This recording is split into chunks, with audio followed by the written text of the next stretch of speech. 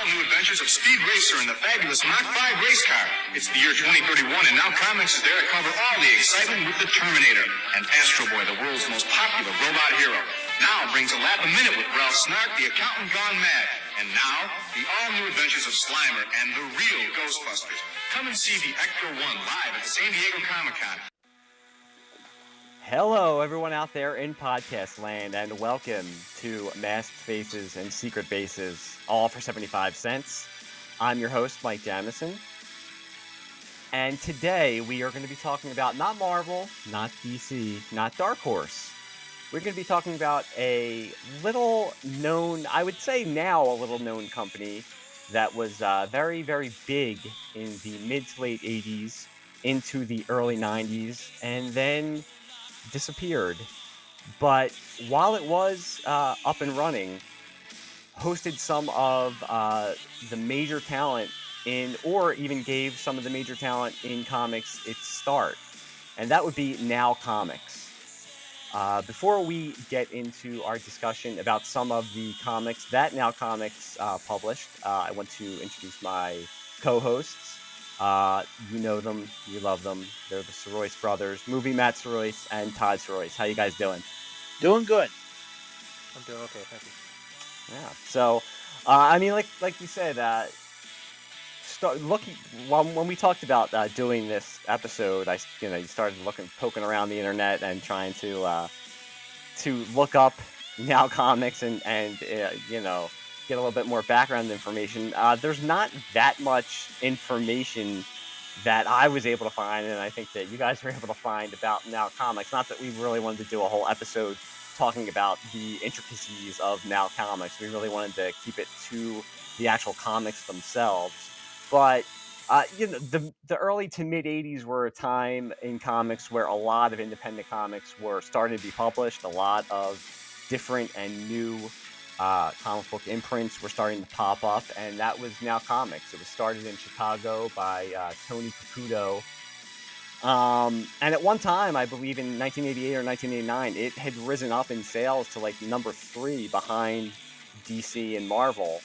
But as you know, what happens with a lot of these stories, in the next couple of years, financial troubles and falling sales led to them stopping distribution. They kind of tried to come back again in the early 90s, but really didn't catch on. But while they were going, they dealt with a lot of licensed material. So what I remembered from Now Comics, from me picking them up, usually I think it was with the explosion that Batman created in pop culture. I know that I started like really, really getting into comics at that time, and that's when I remember really starting to pick up a lot of titles by now. And I remember like the real Ghostbusters. They had a comic. They did a comic of the Terminator. They had a Mr. T comic.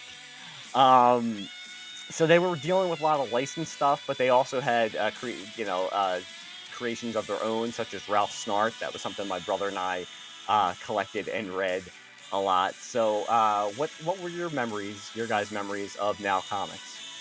Well, Now Comics probably started out right about the perfect time for me. And the perfect time for them, well, so it was really what helped them and most of the independents was that there were actual comic shops opening up that could order these comics and get them into the stores. They didn't have to rely on being distributed by somebody and fight the spinner racks to get their comics noticed. They could send this stuff out direct to stores and hope that the stores would help promote their stuff. And in 80, well, I would say I discovered them probably in 88 when the Terminator comic came out. That's what brought them to my head. To my eyes was the Terminator, because I'm like, wow, there hasn't been a sequel to the Terminator, but they're going to do a comic book. We can see like an expanded Terminator universe in the comics. So I picked that up right away, and this was the time because I was 16, 17 at about this time, and you're starting to look like you're almost feeling like I should be getting away from superheroes. Maybe I should start finding some other things. Find comics that weren't something my father or my uncle read. The comics of my generation. How you kind of get that mindset where even Pepsi knew, like, if we tell kids it's the choice of the new generation, they're going to buy Pepsi. So I actually, started buying Now Comics before I started buying Dark Horse Comics. Dark Horse got me interested because of the Aliens and Predator lines that they did, but those hadn't hit yet. The Terminator now got there with the Terminator first, so they were the first. Well, technically the second independent comics. Not counting Archie, not counting Harvey. Technically, they're not really independent, anyways. They're just not the big two. But there was this very small. It didn't last long. It was called Silverline Comics. They had a 2-issue series called Assassins Inc. And it was actually a friend of ours, Ronaldo, who spotted it on the shelves of Chris's comics. And we're like, ooh, what's this? This is probably really adult and edgy because it's not a Marvel comic. It's not a DC comic. And it's called Assassins Inc. And we bought the first 2 issues and we're kind of like, huh, that was okay, I guess. But yeah, with Terminator, I jumped right on board with the Terminator. I got the first 3 issues. That also brought me, because the comic shop. All right, so somebody's going to buy these Now comics. Let me look what else I can get. And it was the Green Hornet that is probably, I bought more Green Hornet comics off of Now than any of their other titles. But yeah, that was one of the. I think it was kind of the same thing for me. I mean, I remember, and I for some reason feel like I saw Now comics. There was it wasn't even a comic book shop. When we would go down the shore in the summer, there was a really rundown mall. It was called the Shore Mall that was outside of Atlantic City. And I don't even know if it's still there anymore. It probably isn't. But it wasn't even a comic shop. It was selling like books. It was selling like it was kind of selling like used toys, and it would have like just comics lying around. But I don't know why they were selling Now comics, but they were. But it was that feeling again at that certain time where you were like, okay, this isn't like Superman or Batman or something like that. This is something that seems a little bit edgier, even though I was probably buying like the real Ghostbusters at first, just because I was like a fan of the cartoon. But that brought me into buying like the Ralph Snart comics that for me, like when you're 15, 14 or 15, that is what you think of as like super edgy and you feel like you're getting away with something reading that because like you said, you're coming out of that time where you're used to just reading superhero comics.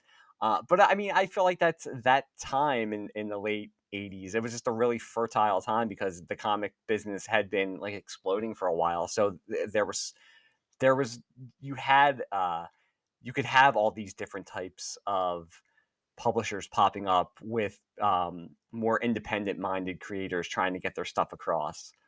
So yeah, that's how I start. I really started with like the real Ghostbusters. I read a little bit of the Green Hornet also. They also had Speed Racer, which I knew from just like seeing it pop up on like cartoons in the afternoon every once in a while. I didn't know anything about like anime or Japanese animation, but I knew what that was. So I think I bought a couple of those issues. Um, and then when finally a comic shop opened up in near my neighborhood, I was able to go and start buying stuff more frequently because they would have the titles there. But yeah, I think it was when I was down the shore in like this weird like hybrid store that we used to go to when we would stay all summer. My mom and my aunt and my cousins and I would stay all summer. We had like a trailer that we all stayed in. So it was like that was like the getaway was to go to the shore mall and walk around and go to get like pizza or something like that. So when we discovered like this store, my brother and I would just be like, okay, we're gonna be in there for like a couple hours. You guys walk around and do what you're gonna do. So that was somehow my introduction to Now Comics. yeah, well, when you bought the comics at the convenience store or whatever off the rack, all that was ever there was Marvel, DC, Archie, and probably the Harvey comics. And, while I've always lived near a comic shop, it was when the Collector's Coop in Methuen opened really right down the street. Like, I would say at best a 5-minute walk from my house, that I started, again, seeing all the, other comics that were out there, usually still getting what I was familiar with, but you could actually see these comics. And one of the reasons I didn't stick with buying a lot of them was the price point, Mhm. because they, like most independent comics, they were tended to be a 75 cents to $1 more than what Marvel and DC was selling as. So a lot of times it was, do I buy the one now comic, or do I get two Marvel or DC titles instead? So that's kind of what hurt it for me, and it might be what ate into sales for now comics, and led to their unfortunate demise. Even though I think they printed almost 1,000 individual issues of comics. And they did seem, I mean, to that point, they did seem to be on the nicer, like slicker type of Yeah, paper when they came out, and it looks like they try. I mean, I don't think they were trying. It wasn't like in an Image Comics type of situation where they were trying to like directly take on the two behemoths like DC and Marvel. I think but they were trying different types of things to get their name out there. I mean, the Ecto Cooler that people talk about, I think they were in on that. They were in on that somehow with making that, because they were publishing the comic book. They also put out like a short movie, I think, like a mystery, like a mystery short movie revolving around their comics and stuff like that. They would put out and these are on YouTube. They would put out little advertisements for Now Comics, especially the one with Mr. T is a must see. You have to watch that one. well, I loved in the very first issue of Terminator that I bought, the advertisement for their subscription ad.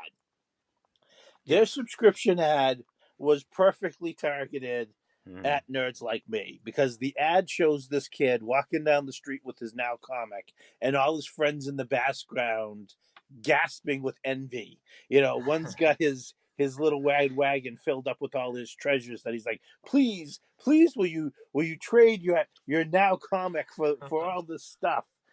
And it really was like one of those, oh, the cool kids are getting the Now comics. Yeah, I really do think they were kind of like cultivating that type of image. And like we said, I mean, that when you're like 13, 14, 15, and you're just starting to get out of, you're just starting to feel that, oh, it's not really cool to read Spider-Man and Batman. I want to read like more of this like edgier type of stuff. To see that kind of, to see an ad like that, that gets you right there, and you're like, all right, cool. Like this, I'm part of a special group now because I'm reading these comics. I And know Caputo kind of lamented the fact that the newsstand, and the spinner racks were dying out at that time, because he felt that he actually would have benefited more from being on the magazine racks and the aisles, because he felt having to compete with all the other titles that were already in the comic book stores was hurting him. But he also felt that his titles, like, specifically Real Ghostbusters, he says, if kids saw that on the stand at the checkout line, they're going to ask their mother to buy it for them. yeah, Real Ghostbusters was a huge hit. But with it being basically relegated to comic shops, it's like, those kids, they didn't go into comic shops. They're already So invested. they didn't know it existed. Yeah. The ones who go to comic shops are already invested and are going there to buy the comic that they planned on buying. Right. And Yeah, even he's got a point there, I think. Yeah. if they do pick up, a new title, it might not be his, but kids, that impulse buy in the store is really where you would get a lot of attention. So there were probably a lot of kids watching the Real Ghostbusters and buying the toys, who would have loved the comic but probably didn't even know it existed. yeah. Yeah, and they also, I mean, they did like comic tie-ins, and then ongoing series of like Fright Night, Uh, I never read them. Just looking into it, they did a Married with Children comic. Yep. They did a Free But Jack comic. I read that. I was gonna say I saw that. I didn't see it, but that would be interesting. A Speaking Free of Jack He comic. speaking of Like before, they were not. I mean, they were looking under every rock, no stone unturned. yes, I mean before we Yeah. started recording, talking about forgotten movies. I mean, there you go. Yeah. But I Oh mean, yeah. And kids back then, I mean, kids or even like early teenagers, 13, 14, if they did see that in, somewhere other than a comic book store, that would be something that could have been like an impulse buy that they, might have helped them out to his point. So, yeah, I could see that is tough. It's got to be tough when it's just in specialty stores and stuff like that, which is, happened to a lot of people back then that, you know, you just couldn't. I mean, we all have the stories too with before we could get the comic book stores of just buying random issues because that was all you could find. It would be hard to collect because you were at the mercy of your convenience store or your supermarket. You weren't going to a comic book store and collecting every month. So I think he's definitely going to point with especially with the crossover stuff, like Matt said with the real Ghostbusters, for example. Like I think that is going to do. Yeah, like I think that's going to work much better on a comic rack to get to get new readers for exactly the way Matt described. Like some of the crossover stuff, like the Married with Children one, or even the Terminator one, because you want to try to get people who are into Terminator and like, oh, there's a comic, I'll check that out. I think you're right. I think the fact that is that like the type of audience he was trying to grab that would have helped them out a lot just didn't know it was there because you already had to be a comic fan to know. yeah, but unfortunately, it looked like I want to say it was by 1992 they were no longer publishing. yeah, I believe 92, 93. They stopped and then they started up again, I believe in like 95, but they only lasted for about a year. So yeah, by 95 they were totally gone. Um, I know he's got two books that are still currently available on Amazon.com. How to publish your own comic or your own graphic novel, and I've already forgotten. I should have written it down. What the other one was. Well, I was gonna say, I mean, a little bit behind the curtain again. I tried to get in contact. There's like an email. He is working for some kind of, I don't even know what kind of company it is. I should have written it down too, and just reached out and asked him if he wanted to talk about his experiences. I never got a response back. So, yeah, but like you said, I mean, he still has the books on Amazon. It would have been interesting to talk and just see what it was like. I mean, at that time, it was a heady time to be out there and publishing comics, and they burned bright for a while, and then it just, like I said, with that happens with a lot of publishers. You can't sustain, and it all goes away. But I mean, that's what we're here to talk about. While they were publishing, I mean, they were a host to. They gave some of comics bigger superstars their start, or some of established comic superstars were working for them also. So that was interesting also. I mean you could talk about the Terminator comic book. That was the first published work by Alex Ross. Yes, Terminator. They did alongside their regular title for the Terminator. They did a 4-part miniseries called Terminator: The Burning Earth, written by Ron Fortier, which I hope I'm pronouncing that right. But this gorgeous paint. It is a gorgeous looking book, Terminator: The Burning Earth, and it's got all it's all the stuff you're going to see in Alex Ross work. The celebrities, painted in there. Like there's a Terminator that looks exactly like Cindy Crawford. The leader of the resistance looks like David Letterman. But beyond that, Alex Ross really knows how to create a world and suck you in. And this is just beautiful work by Alex Ross. And obviously it was during times of their financial troubles, because it's a famous Yeah. story that he wasn't getting paid for the work he was doing, and on the cover of the final issue he hid in amongst all the numbers, and it's the cover is a Terminator eye view of a Terminator, strangling somebody, Hmm. and there's all this like numbers and letters going down the side as a readout, and amongst that he hid the phrase "Now comics blows" because he was upset about the lack of payment he was getting. Burning Earth. So I did a little bit of research for this one, and I read Burning Earth, and it was great. It was fantastic. It was the sequel that it was our only sequel at the time. Like, that was it. And Technically, it's a prequel to the Terminator because it's the mission John Connor and his team is taking to infiltrate Skynet, destroy the mainframe, and then send Kyle Reese back in time after the Terminator was sent by Skynet. And that's what made it so cool. But I mean, now we're in that age where every IP that's out there has a sequel, a prequel. It's had like it has spin-off novels and everything like that. In the mid to late '80s, this wasn't happening. So like you had said, I mean, if you were a fan of the Terminator, this is before Terminator 2, so you're like, oh, like now I get to get into this world again. So that was, I mean, that was smart on their part to get, because that's also, as you could see, because there's now been so many TV shows and prequels and sequels to the Terminator, it's a world that is ripe, good or bad, for continuation and for creating new stories and stuff like that. So I think that was smart on their part to use that as one of the ongoing series. And yeah, Burning Earth is great, and it's just always cool to see early Alex Ross before he became Alex Ross. It was probably a rather cheap license to pick up as well. Mm. You Yeah, know, back then I would assume so. Yeah. nobody was, I don't think anybody planned to do anything with it. And so he was probably, well, how much is it for me to get a comic out there? Because I'm trying to think what the first one was distributed by. Was it Carol? It wasn't Carol Coke, was it?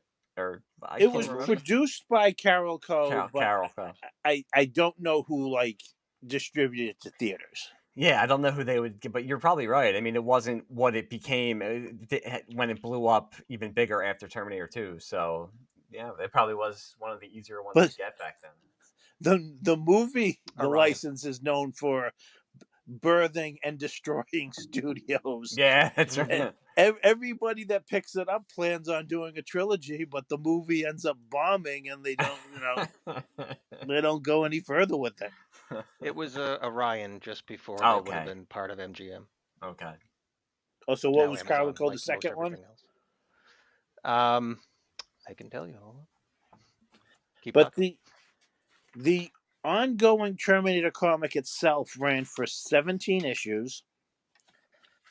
I read the first 3 because it followed a team. It took place in the future, 2031, where the war between the Terminators and humans is still going on, and it followed the adventures of a resistance force called Sarah's Slammers um, Yeah. in Florida, fighting back against the Terminators.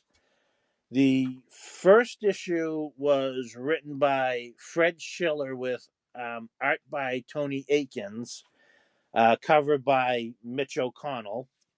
Mitch O'Connell, not Mitch O'Donnell, just to be clear there.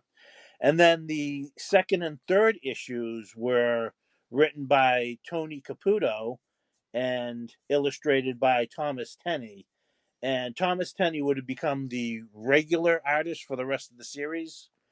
And the 2 regular writers after Tony Caputo did 2 and 3 were um, Jack Herman and Ron Fortier, who also, as I mentioned, did the Burning Earth series. And I remember I actually did pick up issues 4 and 5 of the Terminator, but the story went somewhere else.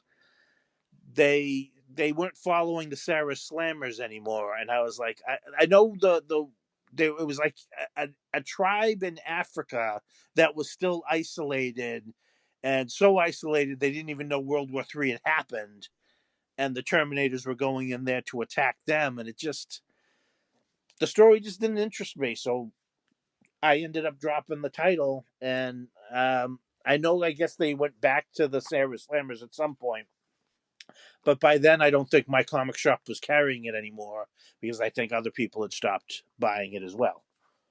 And But now I was gonna say I forget. Has there been other ongoing Terminator comics oh after yeah, Now Comics? I kind of figured there were because I would think it Dark would be Horse, right? stupid for I would figure it'd be Dark Horse, right? It would be stupid for somebody not to pick up that license and try to do something with it.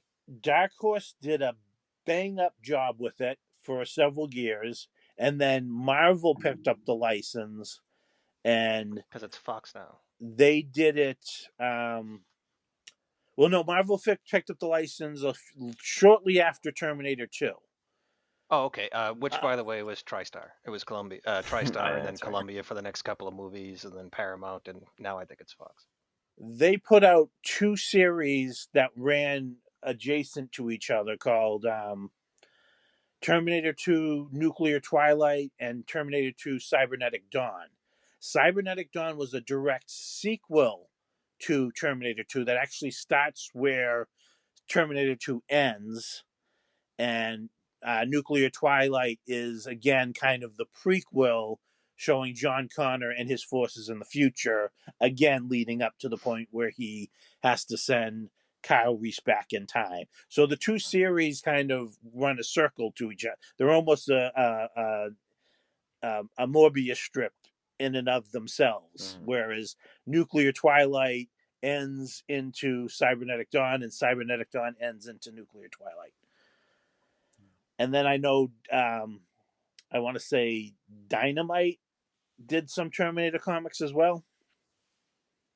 But my favorite, I mean, I know we're talking about now, but my favorite for what was put out there was done by Dark Horse.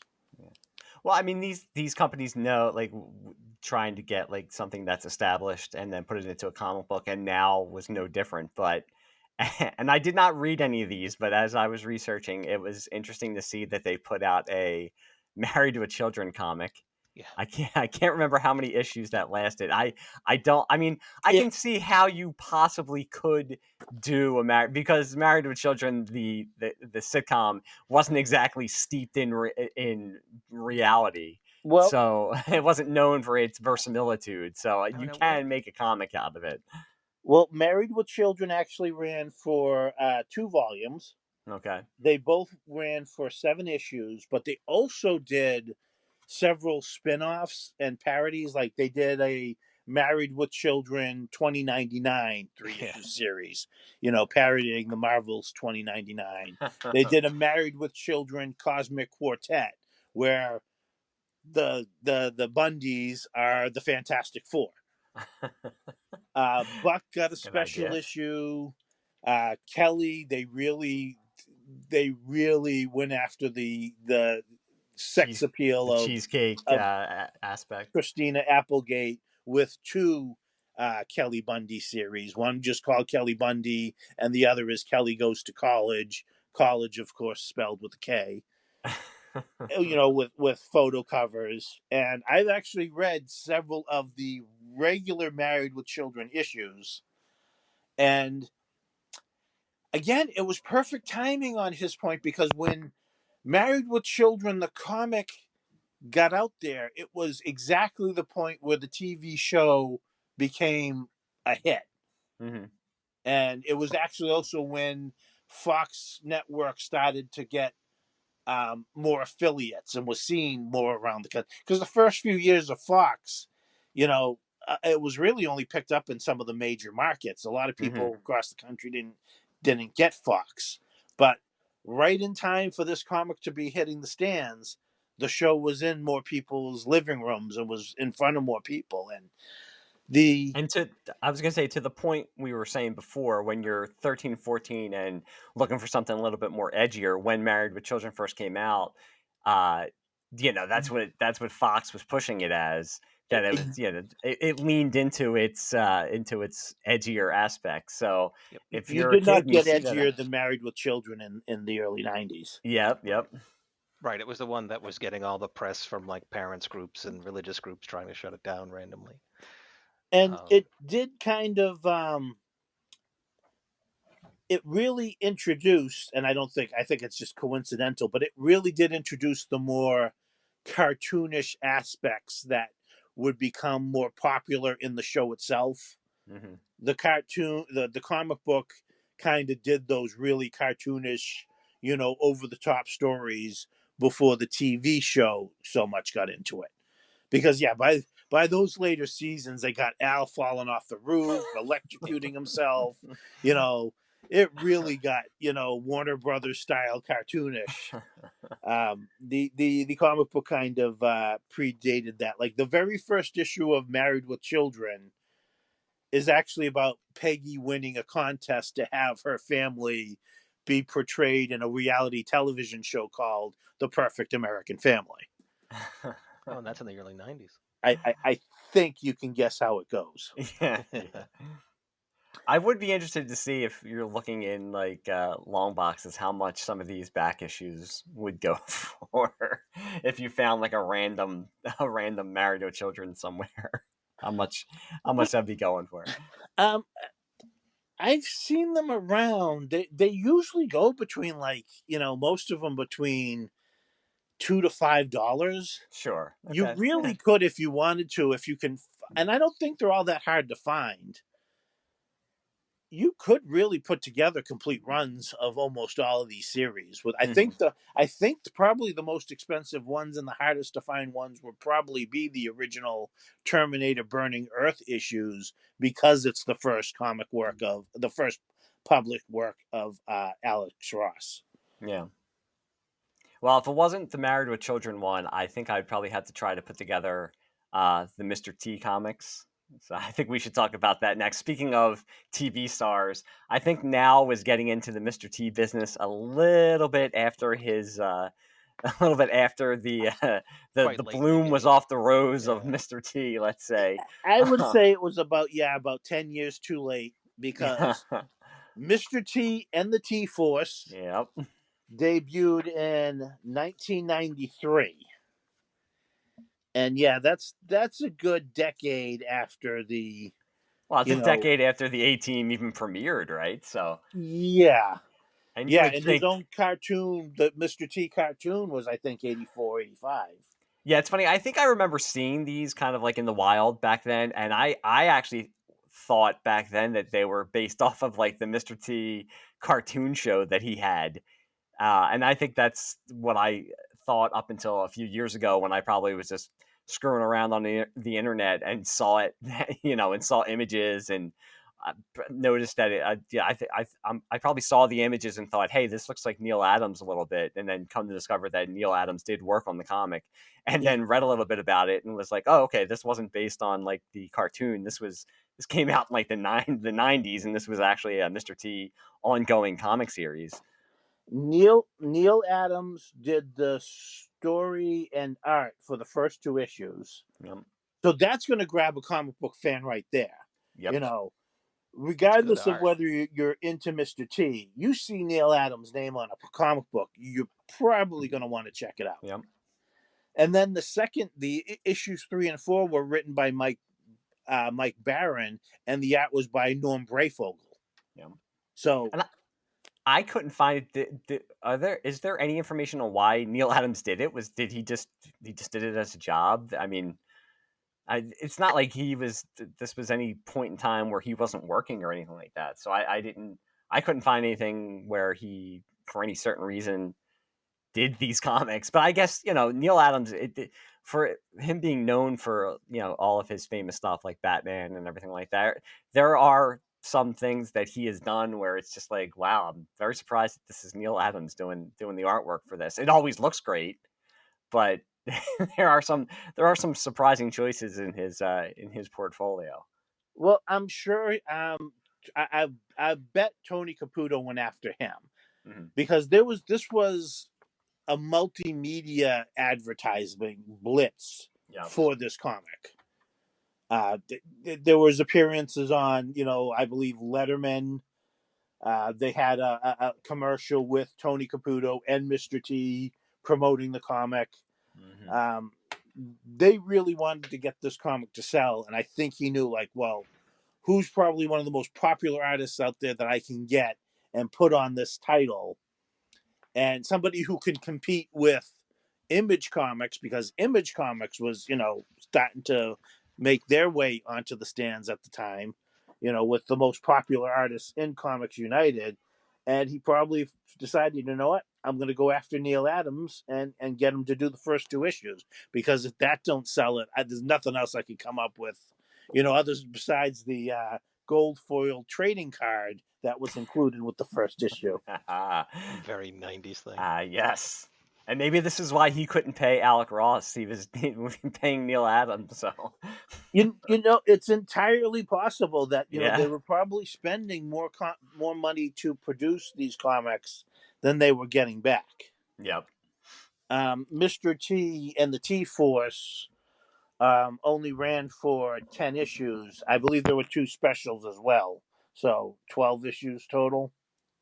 And there's some amazing dialogue in some of those. Well, Mr. T is listed as the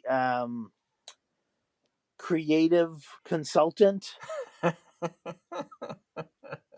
basically, because Mr. T really wanted this to be, he's portrayed as a superhero. I mean, he is super Sure. strong in this comic book. He is smashing up cars with his bare fists. Well, technically, his fists were never bare. They were always covered with rings. Yeah. Right. But he was fighting a war. He was trying to, Mr. T took his celebrity, and anybody who was around in the 80s will remember this. He took his celebrity very seriously, and he wanted to be a role model. He encouraged kids to stay off of drugs, to stay in school, and to stay healthy, and to listen to their mother.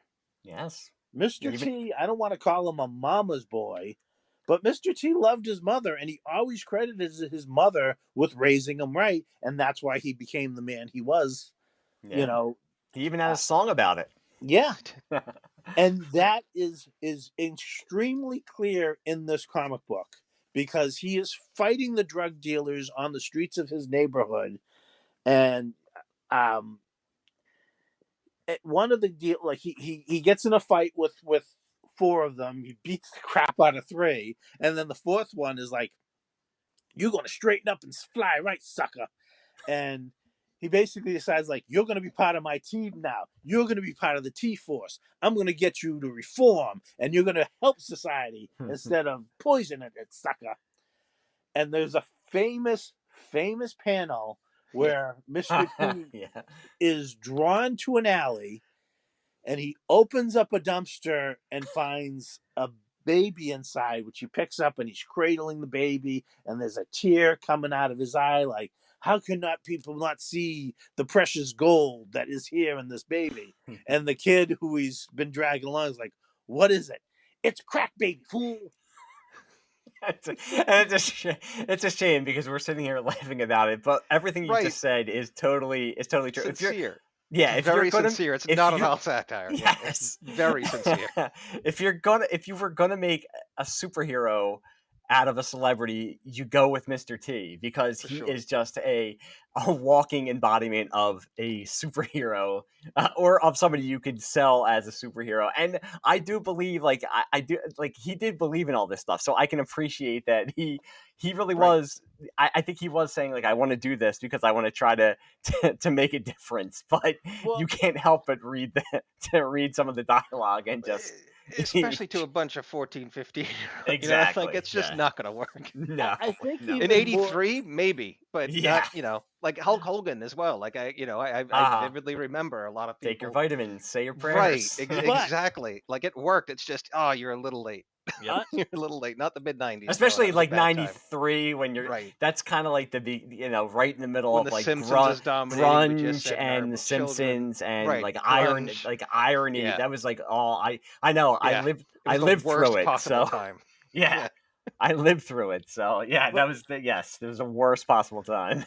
I have all those. Remember the drug? This is your brain on drugs. Like, that was exactly that era. Like it and everybody mocking that. Yeah.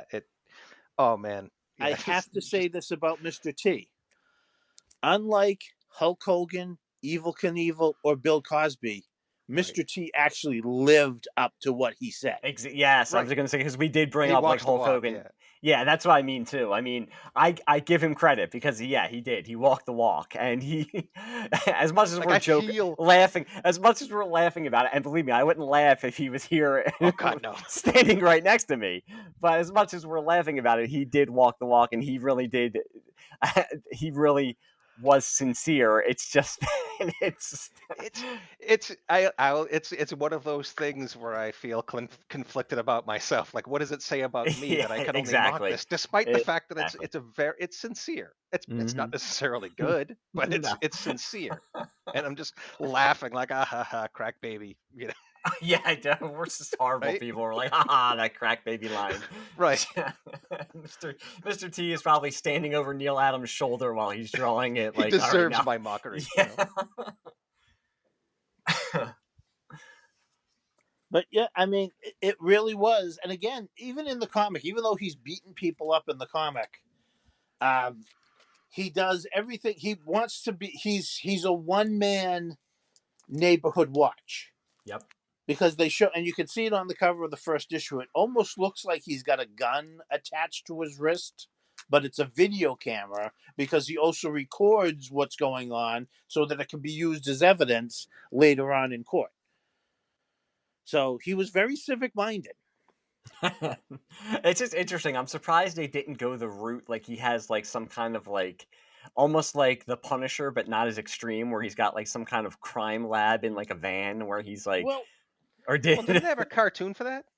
I can't remember what the Mr. T cartoon was the like when. Mr. T cartoon is he and the Olympic That's it. Yeah, that's it. gymnastic team went around the country. Well, I don't remember if they were Olympic, but they went around, performing in gymnastic meets and stuff like that. And they would usually solve a mystery or, you know, it was an adventure of the week. I can tell you this: my daughter just got done doing gymnastics, and we went to a couple of tournaments last year. And not once did we ever solve any mysteries while we were there. There were no murders. There was no mysteries to solve. If one thing I've learned, the '80s cartoons lied to me about gymnastics because I thought they would be a lot more exciting. Well, if Mr. T was there, Yeah, Mr. that's T was true. probably solving all the mysteries before he got there. I know they might have. I think all the mysteries were. Yeah, they were probably all solved. Yeah, But I mean, the artwork by Neil Adams is. I mean, it's Neil it's Adams, phenomenal. so It's yes, it absolutely really It's is. fantastic artwork. It's amazing. That's the thing that blew me away. Like, it feels like something that would have been lazy, like offhand. Like, I don't have much of a recollection of Now Comics because when I was collecting at the time, I'd only just started collecting like the Punisher and X-Men Classic. So I didn't really know much of independent comics because I was only collecting the two, but I do remember seeing the ads for it. Like, I remember seeing the comics, flipping through some of the comics Matt had. It was flashback to being like, oh yeah, I didn't read any of this, but I do remember seeing all this advertised. And when I looked at the Mr. T and the T Force art, I'm like, this looks great though. No, It really does. It's quality stuff. if they just want to release like a collection with empty word bubbles, so you don't have to. No, Well, some of it would make some pretty fun posters. no, Yeah. I know. Now Well, I don't know. I was gonna say I don't know who handled the art after Adams left, which I'm sure it was. I don't want to speak. I'm sure it was a drop off. So if you're getting like that Neil Adams artwork, the first two, and then you're coming back, and I don't know who it was after that. well, you And got Braith. coupled. Oh You got yeah, it's true. You got Norm Brayfogle. Brayfogle So for 2 issues. okay. And then I want to say, I think it was Tony DeZanuga that did some Okay. after that, I who's mean, again an excellent artist. But you yeah. know what? I think part of it too is because the stories were kind of corny and cheesy, maybe less fantastic art might have been better. Mm-hmm. You know what I Yeah. mean? Yeah. Maybe see what you mean, Something yeah. more better. cartoonish looking might have fit the tone Yeah. better. Well, And it may again, have if this had been out 10 years earlier in the 80s, I think it would have been a hit. Mm-hmm. It might have under. Well, yes, it would. I think. Yeah, I think you're right about that for sure. I think though that if I think if the art was any different, it might have undercut the message, or it might have been seen as undercutting the message. I Almost like think it's satirizing it as opposed to trying to Well, treat I'm it not the saying no, serious way. I almost think if No, they I'm not did it, saying. I'm just saying it might have been perceived that way. yeah, I almost think if they did the stories they did, and almost gave it like in the mid '80s, like Marvel had those Star comics, which were more for kids, right. and the Oh, I see artwork what you're wasn't saying. More always like the traditional. greatest. If you had Yeah. presented it as kind of something like that, it might have been.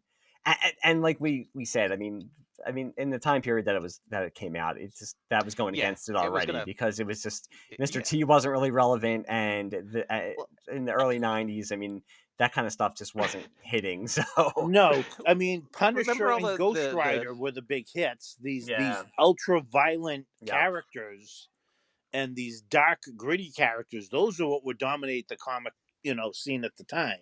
Mhm. But remember I remember the agree. vitriol for Barney, the dinosaur at the time, trying to teach children like love and sharing around. Like that's a stupid. Go away. I hate you, Barney. Remember?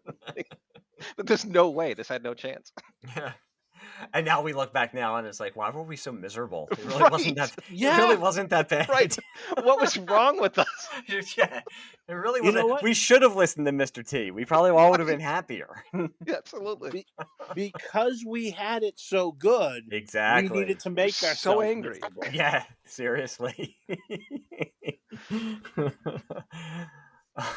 But yet, I mean, they promoted the heck out of this comic. They had a 2-page subscription ad right in the middle. Join the T Force. You too can be a real life superhero. As a member, you will enjoy an uninterrupted 1-year monthly subscription to the exciting Mr. T and the T Force comic book, full color T Force membership card, a quarterly T Force newsletter, order by August 30th of that year and receive a full color Mr. T and the T Force poster. Was the poster by Neil Adams or was it? There's Neil Adams artwork, so it might have been. Yeah, This that would have might been have cool. if what I'm looking at here was was going to be the poster, then yeah, it would have been a Neil Adams. There has got to be somebody out there with that poster. If somebody somehow listens to this podcast and has Mr. T and the T Force poster, please reach out to us, email us, and let us know. Send us pictures. We would love to see it. That would be cool. Unfortunately, they probably would have had to refund. I don't know if they could have Yeah, because it didn't it last a didn't last full that year. long. Yep. But it's kind of a shame. It's one of those again. It's one of those looks like I wish there had been more. Yeah. I wish there was, because this is fun to look back and read. And Yeah, yeah, and I we're sitting here laughing about it, but I mean the artwork is really great, and and its I heart still its have. heart is in the right its heart is in the right place. I mean, I think we Yes, could It's say that. cute. Yes. It just feels cute now. It's like, oh, and I would love. I still have my gold foil card. There you go. nice. Apparently, did you know this, or do you know anything about it? Either of you, there was another Mr. T comic in 2005. No, I did not know. I did. I never read it or tracked it down. Oh, okay. What was the background of that one? Was it the same kind of thing? I don't know. I don't know. I just know that apparently in 2005, the series got a lot of press interest, announcing itself to be one of the biggest licensing deals in British comics history. Oh, British comics. Okay. Yeah. Well, I don't know if it was only in Britain, but it was certainly a British It publisher. Yeah. it might have made its way over here. But Mr. T, because anytime I even see Mr. T today, I'm like, oh look, it's Mr. T. I'm always Right. happy to see him. Yeah. Right. And I I only remember wish I had a tenth of the energy he has. when I Seriously. saw that comic on the shelf, I bought it myself in 1993. As cynical as I claimed to be, I was like, "This Right. is a Mr. T comic, and I'm buying it, and I'm getting." Just put it in a brown paper bag so nobody else can see that I'm buying this, and I'll go home and is that a Playboy? No, it's a Mr. T comic. I got my poly It's bag issue pornography. with my gold foil card, and I still have it today. So So that comic then that's from back in the day. That wasn't something you grabbed off of eBay for this. no, Oh, right on. No, I Go. I got we haven't discussed it yet, but I bought some Ralph Snart off the internet, so at least I would get some of that. But no, everything else I've had from back in the day. Yeah, these are my Oh, cool. original Now comics.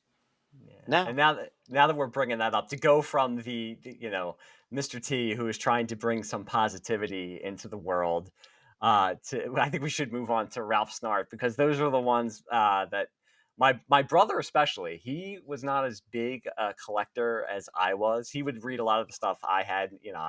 I would read it and then he would read it. But I remember us going out, him specifically buying a lot of the Ralph Snart. So we're going to go from the benevolence of Mr. T to just like talking about the cynicism and like the ugliness of like the early 90s, and uh how we were talking about, like, when you're that age and you want to be edgy and stuff like that. And that was one of the things with buying the Ralph Starts and reading a couple of them over, getting ready for this episode. They're still actually very funny, and they're just Yep. like, it's not really gross out humor, but I love how they accentuate just like all of the characters are like ugly looking. All of them are like either are usually horrible people. And Yes. it's just very cynical. It's like cartoony type of violence, and it's right there in the wheelhouse for like a 13 or 14-year-old.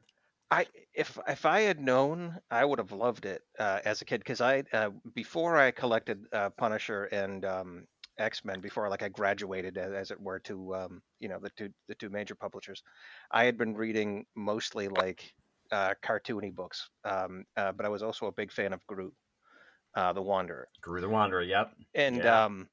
I loved that book. And if I had known, if I had like sat down to read any of the Ralph Snart like back in the day, I would have loved it, because I read the few issues that Matt had, and I really liked it. I was glad you Yep. brought it up, because I'm like, I missed this. Like I should have read this. I really Yeah. enjoyed what he had. Yeah. It was crazy. It was just the right amount of crazy that Mhm. was just it just worked.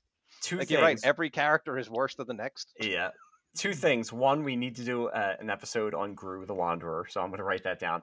And two, yeah, this is the one that after I was done like dipping back into some of the other comics, I was like, I think I just need to like find all these comics now and reread them, because they still.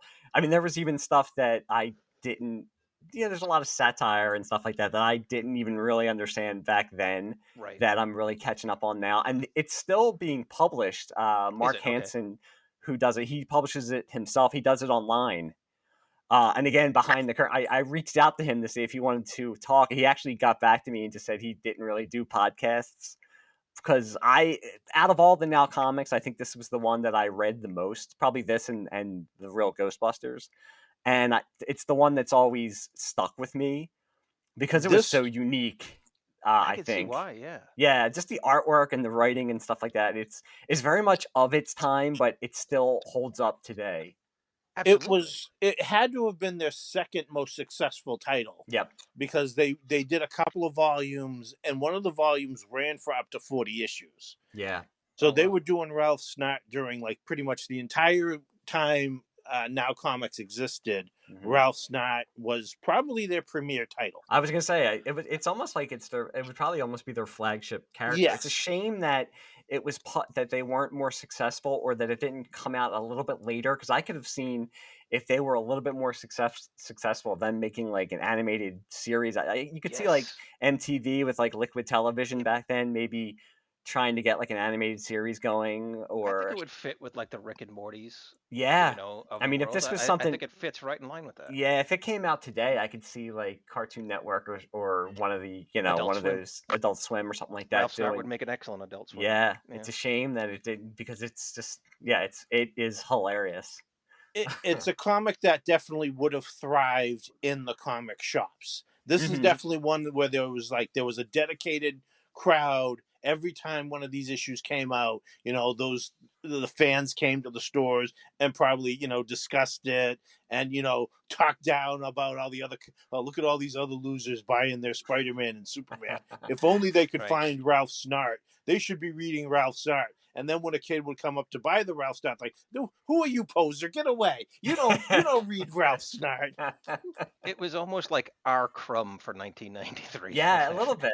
I For mean, that and, for and it that was group. kind of talking about. I mean, the first issue is he's supposed to be like an accountant who just hates his job, and he, through a series of like misfortunes and misadventures, is like pushed over the edge and has to Yeah, get put into an insane asylum. And it started out that the it's really adventures were just dark his, too. yeah, and were supposed to be just his daydreams. But as like the series progressed, it just became this surreal type of.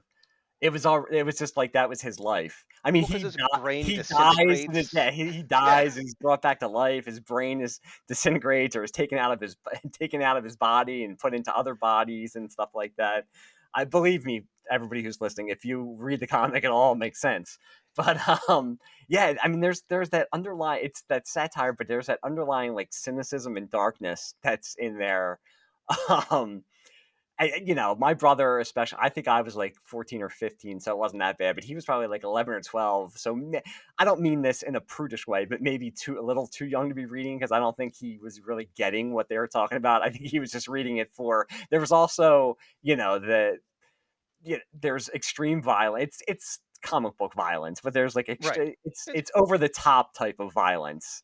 Um, and just guns and it's the early 90s, so it's there's guns and killing and stuff like that, but it's it's funny, it's still, It's humor that works I on enjoyed multiple myself. levels. Yeah. Yes.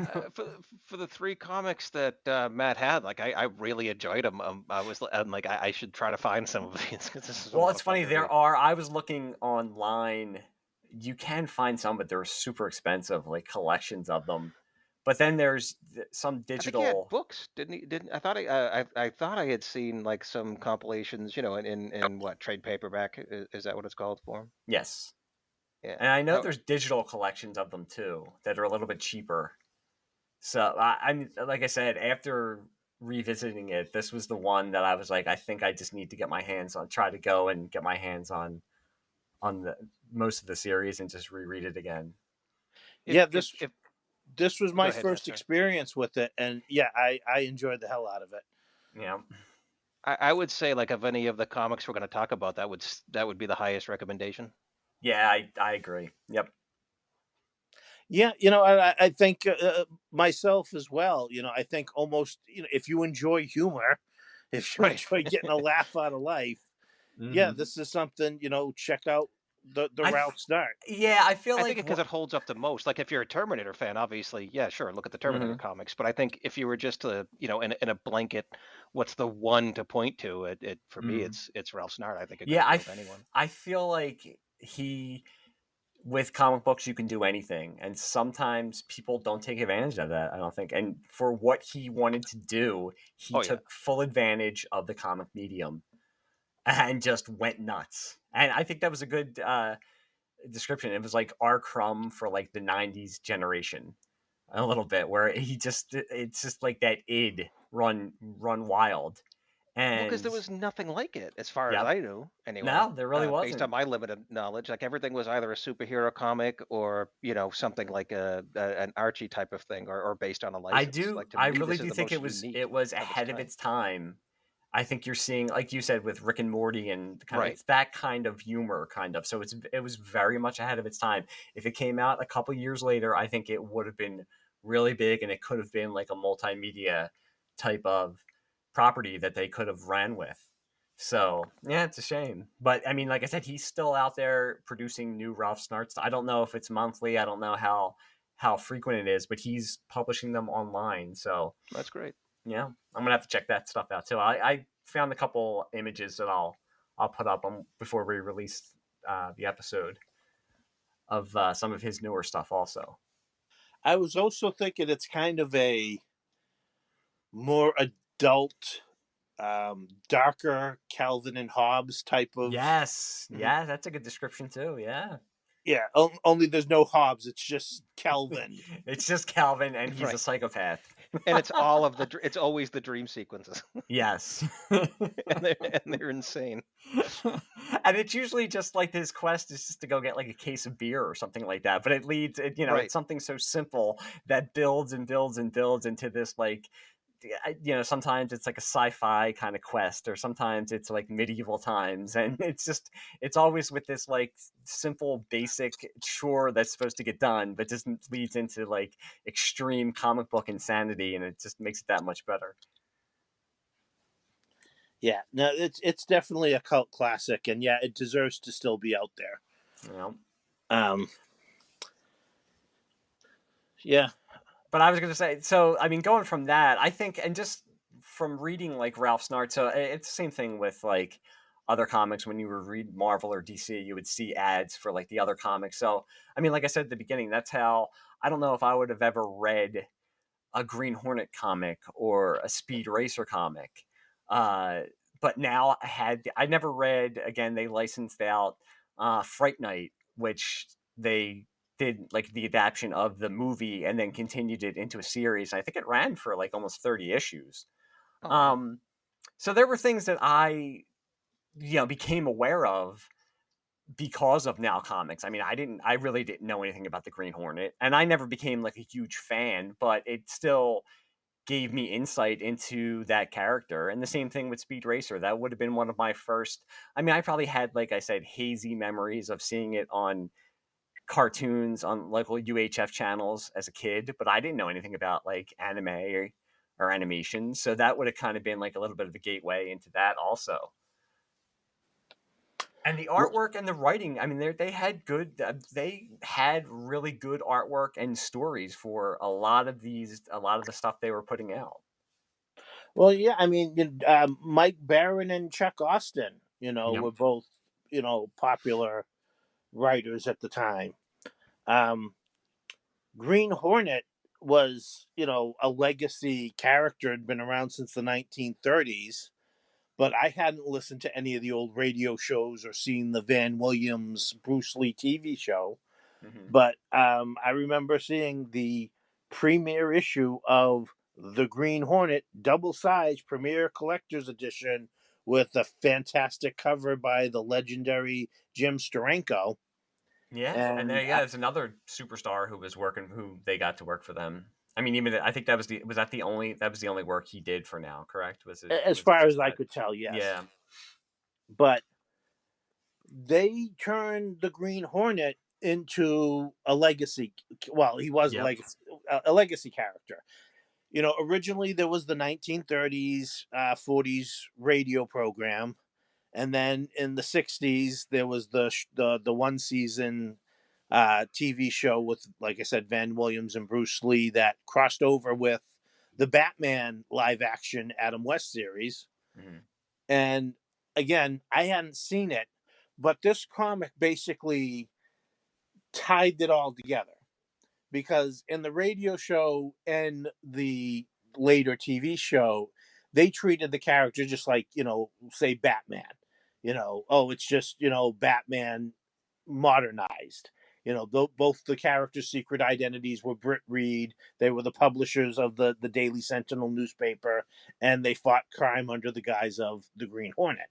Well, the comic book decided to make it so that the 1930s Britt Reed was the original Green Hornet, and the 66 live action Britt Reed was his namesake nephew. And then the regular comic series followed the adventures of Paul Reed, who would have been the third Green Hornet fighting crime in the city.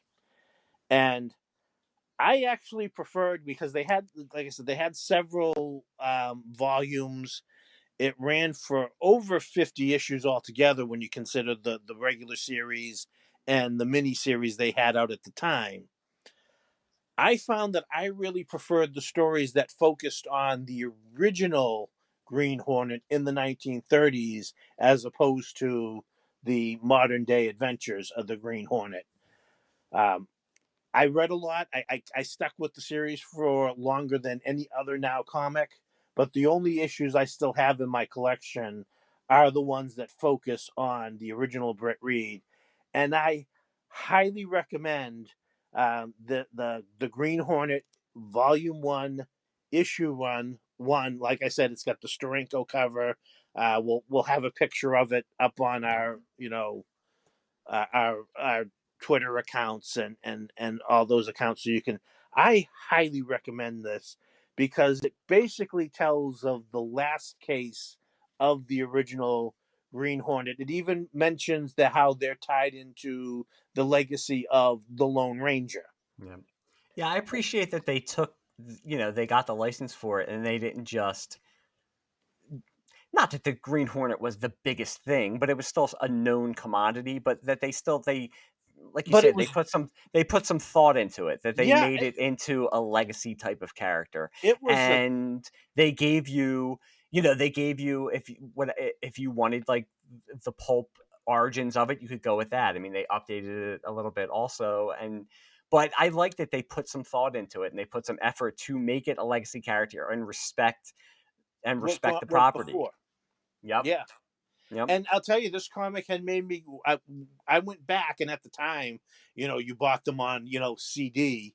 But I still have a CD collection of Green Hornet radio shows from the 1930s. Yeah, when I was looking at, looking around on the internet before we did the episode, I was kind of reading up about it. And it seems like if you're into, and I've always wanted to get more into like the Phantom and, Flash, some of the more pulpier kind of stuff. And Green Hornet, if people are into that, that's right in their wheelhouse. So I'm sure that was, publishing that comic, that's a little bit of a niche, but I mean, that's a niche that there are fans of. And they probably, it looked like it was one of their better, it I, was I one of their think it better was their received most. series. Yeah. I think it was their most successful series. Yeah. Okay. Yep. And like I said, this first issue is a spectacular story about how a crime boss who had been put away by the Green Hornet before and declares, basically war on the city. He and his henchmen storm a military armory, kill all the soldiers, steal all these Tommy guns, and then run rampage through the city, attacking, police stations and the city hall, and just there are panels here where there's a page where these guys have like gunned down a bunch of cops and they're storming the city hall, and the front steps of city hall are littered with the bodies of cops and criminals, as the siege takes place. And every now and then they'll pull back and you'll see the city is in flames as the Green Hornet and Kato, team up for their what's going to be their last adventure to stop the rampage and the carnage that is engulfed the city. It is just a fantastic single. You can just buy this one issue. You've got the whole story because it's all was set up for what was going to happen after. But it's fantastic. This is something I pull out and read. Probably about once a year. Yeah. After, it's like talking about how we did with Ralph Snart. After that, looking into this, I was like, I think I need to try to find some of the Green Hornet stuff and read that because it sounds very interesting. So it's again, you don't expect, if you're only exposed to, and I'm not cutting up, I'm a Marvel and DC person, but if that's what you were only used to back then, when you're picking up this stuff, I appreciate that Now was trying to do something a little bit different. Even though they were going after established characters, they were still putting a different type of spin on it, and it was an interesting spin that they were putting on it, and they were comics worth seeking out. I think whoever, no matter who you are, whether it's comics or movies or music, you all reach that certain part when you're collecting or enjoying these properties that you're just looking for something different that you can kind of call your own. Yep. Something a little bit away from the mainstream, and that's when Now Comics just happened to hit me at that perfect time. Yep. You know. Just like you, Mike, reading through the handful of Green Hornets that Matt had shared with me, they were so good that yeah, it makes you want to check into the old radio shows, Yep. especially now that which is back in the '90s, I would have laughed at, but now it's I listen to enough podcasts. It's like, yeah, radio show sounds great. Mm-hmm. And you can find those on Spotify. Oh, right on. Yeah, see, we live in I'll check that out. we live in a great time where most stuff that you want to get into now, you can just find it somewhere online. If it's not Spotify, there's somewhere you can find it. Um, but yeah, I mean, to move on, the other after Ralph Snart, the other series that I really remember now for was The Real Ghostbusters, and I was of course, being a child of the '80s, a huge fan of the Ghostbusters movie. It's one of my favorite movies of all time. And then Sure. when the cartoon show came out, I mean, I was super excited, and I will still say to this day that I think that it's one of the better cartoons to come out of the '80s. I mean, J. Michael Straczynski was a writer for it. It really, I was just saying about the Green Hornet. I mean, it could have been, as most cartoons are, especially cartoon spin-offs of movies. It's usually a cheap cash grab that the kids are gonna watch whatever you put out there with Right. the name of the movie. So you throw it out there and hope they watch it. The Real Ghostbusters took the concept and ran with it and did things that, I mean, the movies probably could, but they delved into mythology, and they were using like H.P. Lovecraft concepts, and exploring like the boogeyman and all that kind of stuff. So And they when could be kind of scary at times. oh sure, yeah, that boogeyman episode, still I remember, because I bought like the complete set, and I was like, oh man, this is like still kind of freaking me out. I'm a big wuss, so I'm not surprised, but yeah, so when I saw the comic, that was like right in my wheelhouse. And they're actually, it's to me, they're very much the same as the cartoon. They expand upon the universe. The artwork and the writing was always super super cool. And I just remember in '89 they did an adaptation of Ghostbusters 2, and I don't know, it was always like my maybe it's like being a comic book nerd, but my brain was always, they addressed it in the cartoon also. I was always like, are these supposed to be the Ghostbusters from the movie, or are they like so they addressed it in the cartoon that they were supposed to be the real Ghostbusters, and the movie was supposed to be based on them. So I remember when they did the adaptation of Ghostbusters 2, I always for some reason thought it was really cool that they still used the cartoon artwork for the characters and didn't try to make it look like the character. Yes. Yeah, didn't try to make it look like Dan Aykroyd I or got Bill it. Murray or something like that.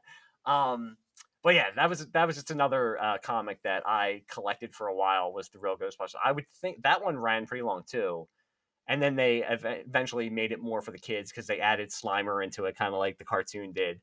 But I think Ghostbusters ran for a long time for them also, if I'm not mistaken. No, Did it yeah, run that was concurrent to another the cartoon? successful license for them. But What was that? I'm sorry. What did you say, Yeah, Tom? I'm sorry, Matt. Did it run concurrent to the cartoon, or did it come out after it, or I should say late after the cartoon started, or No, it was running at the same time. same time? Okay. Yep.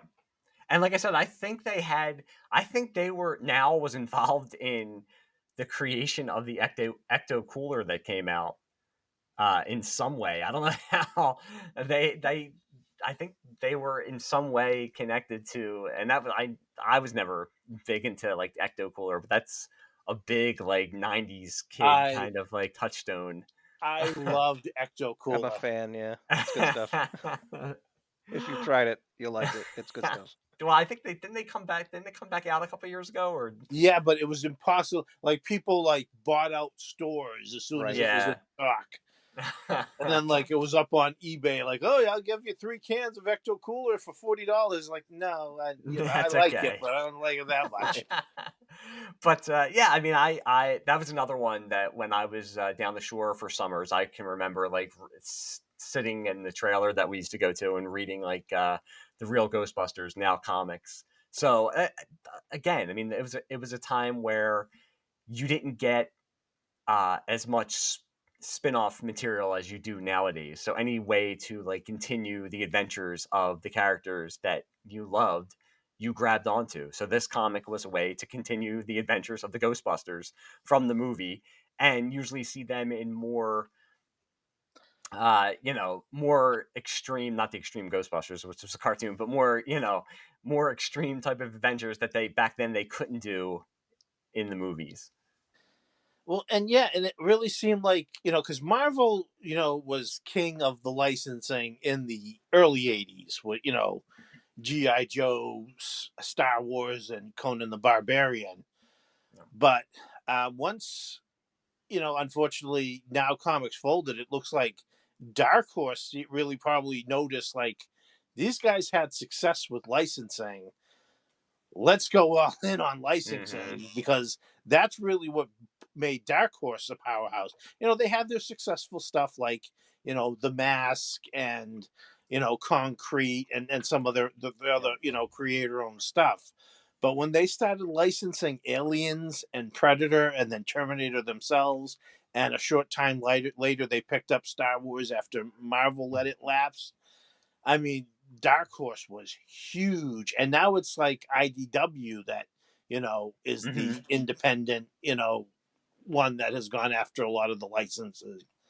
I think You know, IDW does Ghostbusters now, I believe. I know they did. I don't know if they Okay. still do, because I know they just recently lost a lot of their Hasbro licenses that they were doing. Because I think IDW did a comic where their Ghostbusters hew more Yes, towards the movie ones, but I think they did a crossover with the real Ghostbusters. So it was like in that cartoon type of style, and then with their versions that look more like the a movie parallel accurate universe versions. story. Yeah, Yes, yep.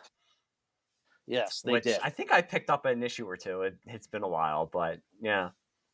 But yeah, I mean, Dark Horse. I mean, it's a good lesson. It was smart. It's a good lesson to learn. If they saw that now had success with it, Dark Horse picked it up and with licensing and did it better because they've lasted for so long.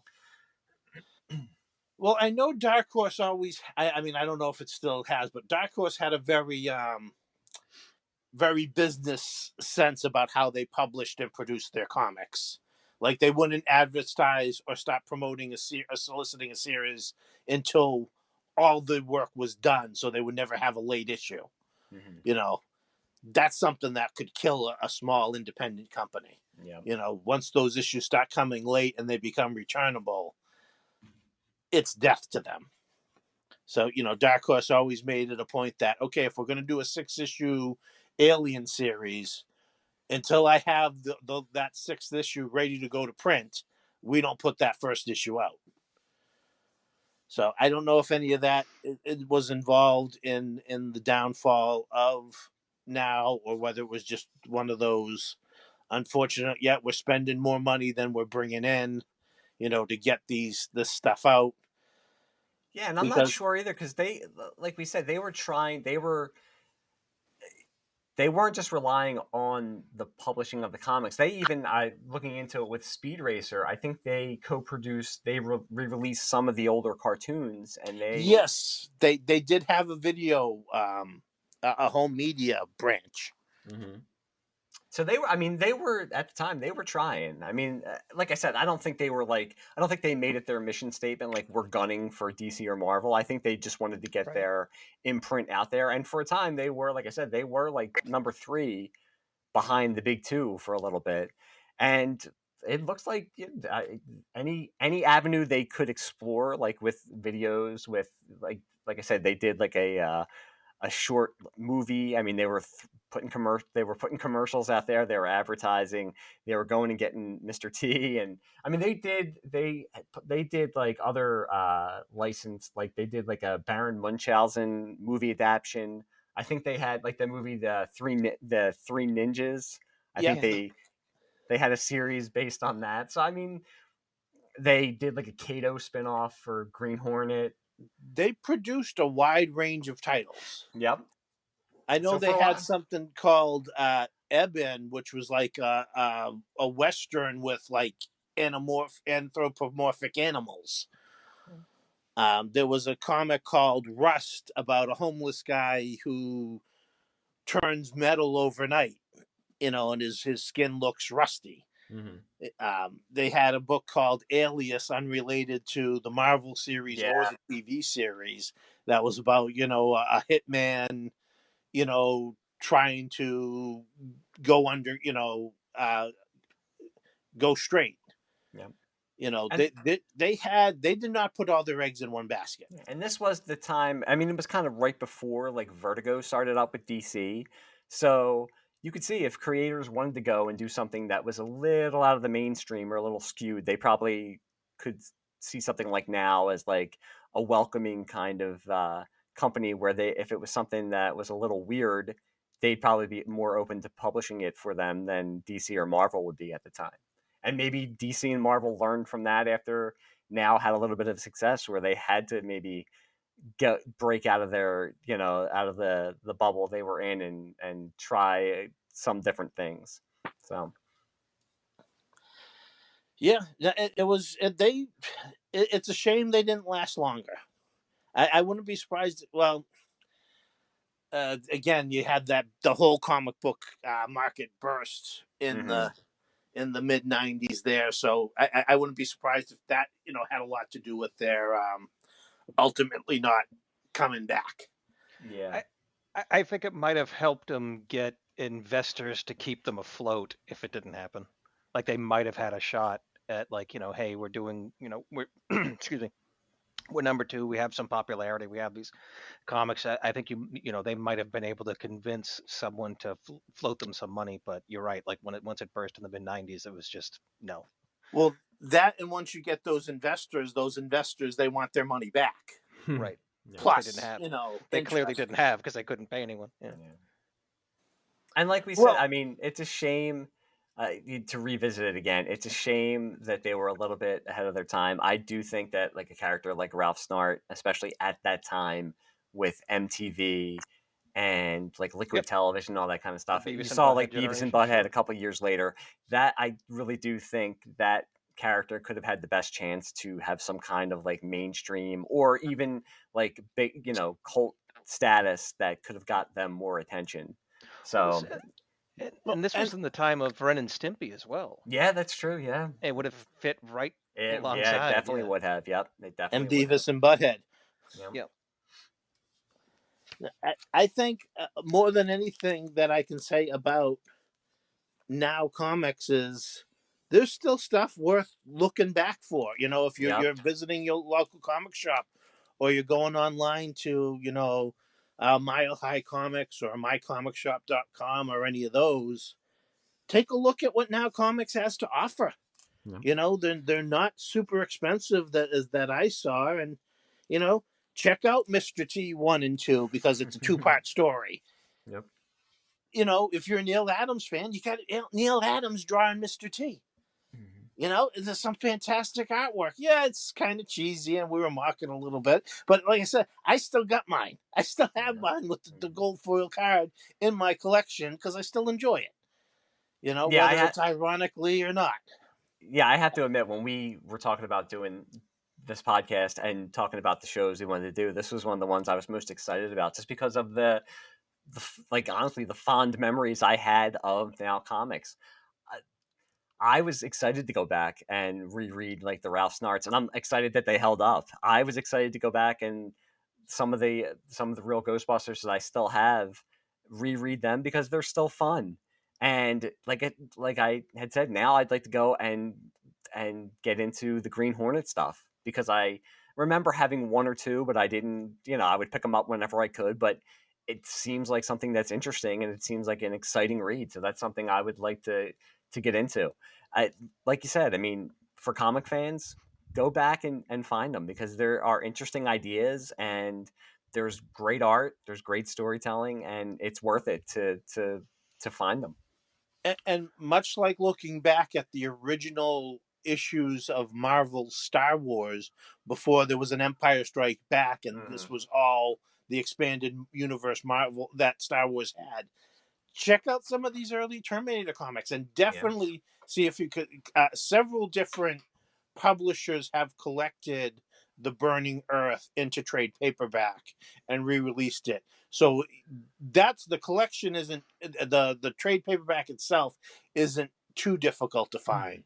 Those original issues are. But I mean, if you're an Alex Ross fan and you're a Terminator fan, this is going to blow you away. It's really an excellent story. Oh yeah, I mean, I'm glad we did this because I am a huge fan of the first Terminator, right? I like the second one just fine, but I'm a huge fan of the first one. Mm. Not so much of especially the more recent sequels. Um, so reading this story was just the shot of good Terminator I needed. That was a blast to reread, and Ralph Snart was a blast to discover. Oh yeah, yeah, definitely. People check out Ralph Snart. So I think, I mean, with this show, like we were talking about, yeah, like we did last week, like we did this week, it's going to be stuff people know who Jack Kirby is, people know who Batman and Superman are. Maybe they had never checked out the superpowers. Check it out.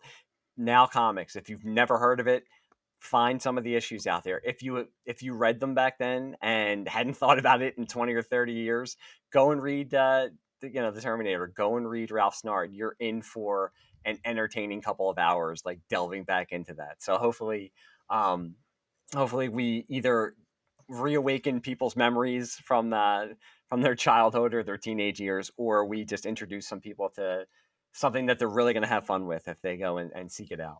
Yeah, yeah. It it, This it was stuff is somewhat out of a there. nostalgia. It was somewhat of a nostalgia flood for me, like watching old commercials. Because Yep. again, I didn't really necessarily read these comics in the day, but I certainly remember seeing them. They're Well, very they're of their time, and I don't mean that in a bad way. You know what I Right. mean? Like, so you will enjoy it. They're of their time. Whether that makes them corny and enjoyable, yeah, they might be. Or with Ralph Snart, just the pure insanity that you could get away with back then that you probably wouldn't see right now. So that's not. I'm not taking points away for it for being of its time. I think that's actually that's what makes them so good.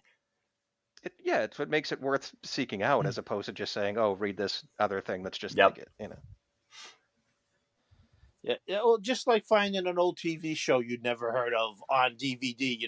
You see it on Amazon as a flash sale.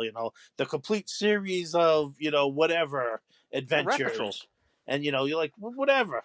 Put it in there, and you end up loving it. Yep. We just did that with Rat Patrol. It was a joy. Yeah, I loved Rat fantastic Patrol. show. It really was. It was a blast. I would have loved that in the '80s.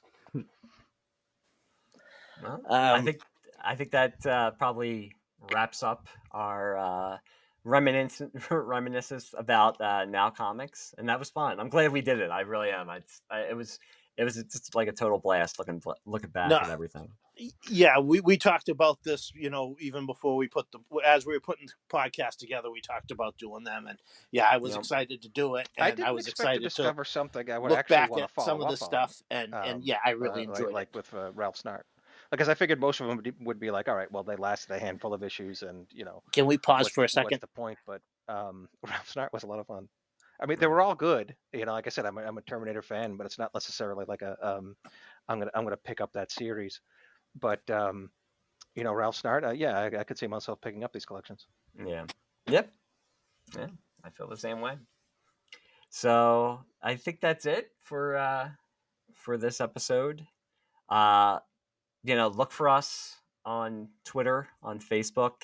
We are now on YouTube. Our episodes are on YouTube. We're on Amazon, Spotify, and next week, I don't know if we have a definite choice for next week. We've been like batting around different ideas of what we're going to do for next week. So I don't mean to like copy off of Shag. I know with his, he'll never give away what he's going to get, what he's going to do for his next episode. But I don't think we've really decided what we're going to do. So I'll probably put that out there on social media when we do. I'll give little hints. But yeah, for now, I mean, it was fun going back into the late '80s and early '90s. I can just feel that cynicism that I used to have bubbling back up.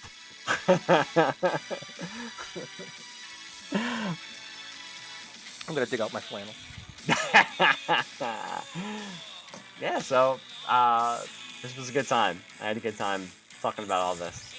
So I hope everybody here, and like I said, if there's if anybody out there has like memories of like Now Comics or has any thoughts or whatever, get in contact with us. We're on Facebook. Like I said, we're on Twitter. You can email us. It's maskedfacessecretbases@gmail.com. But I'd love to hear like people's thoughts about about these comics and them collecting them back then, because I mean that was like my prime like time collecting. So I'd love to hear like other people's memories of all this stuff. Well, I think that's a good place to end it. Everybody else had fun listening, and like I said, we're not sure what we're going to be doing next week, but I mean we'll figure it out eventually. We're just so professional. Yeah. But yeah. But until then, I guess we'll see everybody around the comic rack. See ya. See you in the funny pages. Your attention. See you next year. Hey, man, where you going, Tony?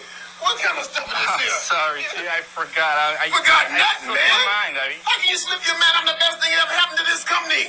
Man, let me tell you what's happening, people. You know who I am. I'm Mr. T. You see me on Rocky 3 to 18, TNT, known all over the world. So the best thing that ever happened to me, I've been teamed up with Now Comics. You know what their slogan is? Now is better than ever. And I pity the poor competition. All them other comic books, get out of here. I'm with Now. So that's what it's going to be. Don't forget it. Huh? That's right, Mr. T. We joined forces to create an exciting, action-packed comic book series using some of the best talent in the industry. And who better to star in that comic book series than the internationally recognized real-life superhero, Mr. T. You better believe it. And I'm so happy to be a part of this company. I just can't wait to get out there in the world. Tell the kids, tell the grown-ups, tell everybody what's happening here. And like I said before, I pity the competition. They ain't got a chance. This is a Batman, Robin character, this Superman, they ain't real. I'm the only real man around. So you better buy it.